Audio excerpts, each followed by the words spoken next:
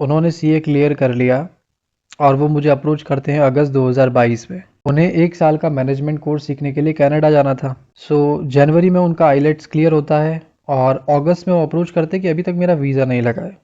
Birth detail वो share करते हैं। So without wasting any time मैं उनका बर्थ चार्ट ओपन करके उनको बताता हूँ कि भैया 12th लॉर्ड सन लगन में बैठा है और उसकी वजह से मंगल और बुध दोनों कंबस्टेड है। यानी कि मंगल रिलेटेड चीज़ें और बुध रिलेटेड चीज़ें वो कंबस्शन में है, वो पूरी की पूरी तरीके से सूर्य के कंट्रोल में। यानी कि कोई ना कोई विदेश में बैठ करके विदेश की सरकार आपको नियंत्रण कर रही है। विदेश की सरकार कहो क्योंकि सूर्य ले रहा हूँ, और 12th लॉर्ड भी कहो तो विदेश में जाके आप बंधा हुआ महसूस कर रहे हो। तो मैंने पहले यही कहा कि आप विदेश क्यों जाना चाहते हो, अगर आप जाते हो तो वहाँ बंधा हुआ महसूस करोगे। ठीक है, तो ये तो पक्का है कि आपका विदेश जाना लिखा है, ये यहाँ से समझ में आ गया। और इसके लिए मुझे देखना चाहिए था कि दशा क्या है।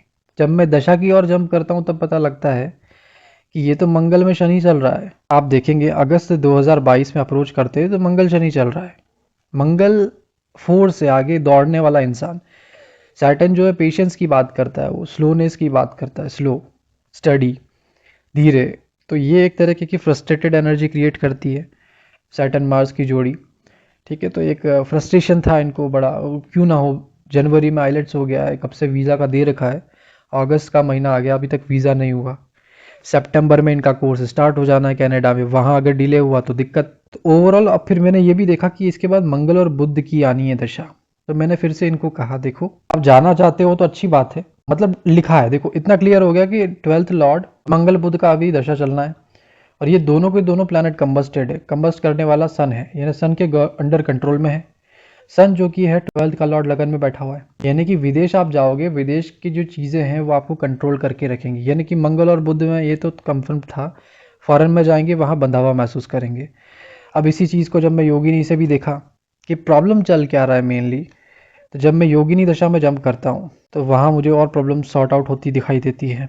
पर्सन बॉर्न इन भद्रिका, ठीक है, राइट नाउ 2022 अगस्त के महीने में वो रन कर रहे थे भ्रामरी, दशा का मालिक मंगल है, और अगस्त 2022 में अप्रोच करते हैं तो ये उल्का सैटर्न की एनर्जी है। तो यहाँ भी कंफर्म हो रहा था कि मार्स सैटर्न की एनर्जी, विमशोत्री से भी कंफर्म हो रहा था मार्स सैटर्न की एनर्जी। ठीक है, तो यहाँ भी हमें क्लियर हुआ।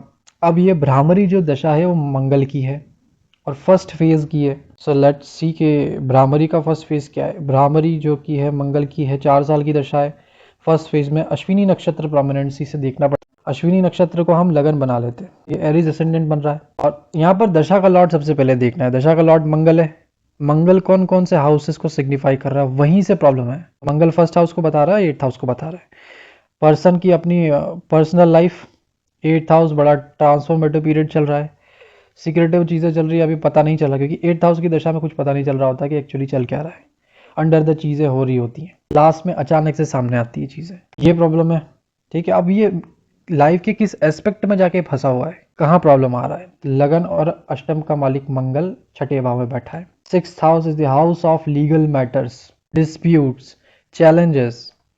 ठीक है, और उसमें भी ये मंगल कंबस्टेड है और बुध भी कंबस्टेड है। बुध जो है वो पेपर रिलेटेड काम हो गया, कागजी कार्रवाई हो गई, लीगल मैटर्स हो गए वगैरह सब।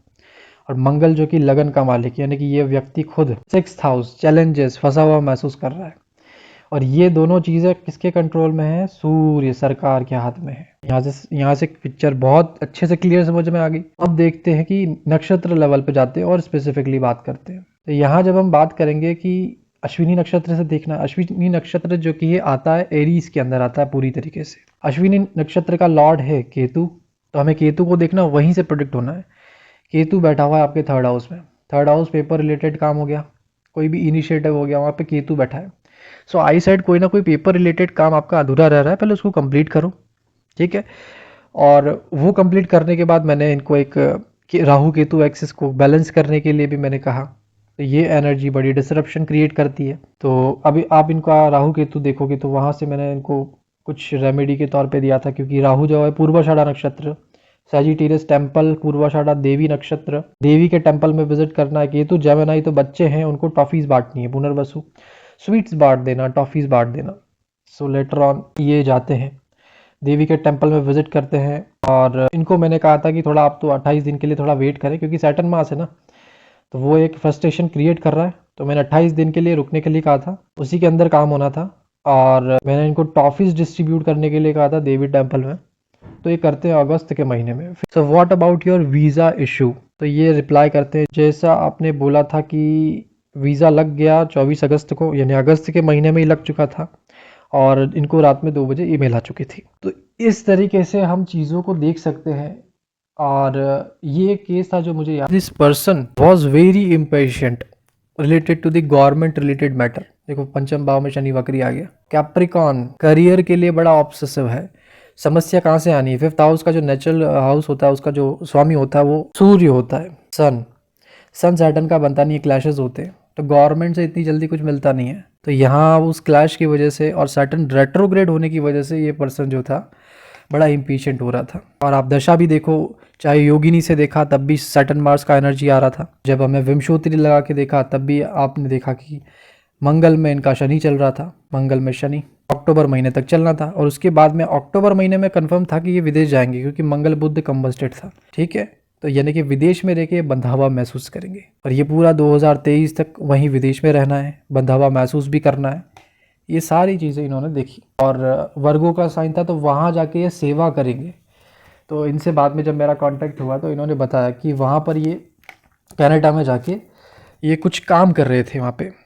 ऑब्वियसली करना ही पड़ता है, विदेशों में जाते हैं तो वहाँ पे एक्स्ट्रा हमें पार्ट टाइम जॉब्स करने पड़ते हैं, तो ये भी उन्होंने किया। तो ओवरऑल यही पूरा सिनेरियो था कि किस तरीके से चीज़ें होती हैं, हमें पेशेंस बना के रखना चाहिए।